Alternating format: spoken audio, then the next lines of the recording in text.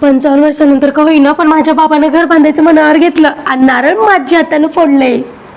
जावायला तर बोलवलं पण नाही. जावाई लय मोठा गुणाचा. अगं ऐकलीस का, आज रात्री ना स्वयंपाक करू नको. आपल्याला ना रुपयेच्या घराची वास्तुशांती आहे, तिथं जायचं आहे. आता ग भैया झालं पण त्याच्या घराचं काम. हो. माझ्या बाबाच्या घराचं आणि रुपेशच्या घराचं काम एकाच महिन्यात सुरू झालं होतं.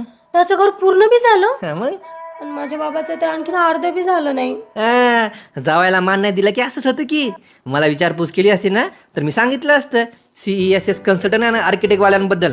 आता घराची प्लॅनिंग असो, डिझायनिंग असो, इंटेरियर सगळं काय ते बघून घेतात. फक्त आपण त्यांना सांगायचं असं पाहिजे तसं पाहिजे, बराबर ते बनवतात. ते पण दिलेल्या वेळेच्या मर्यादित. उगे असं 2-2 वर्ष नाही घालत ते घरामध्ये. ते काय ना, सासऱ्यानं जरी गाय म्हणून वाघीण घरात सोडली ना माझ्या, तरी पण त्यांची काळजी वाटते का मला. कारण माझे सासरे तर वाघिणीच्या पण माझ्यासोबत राहतात की.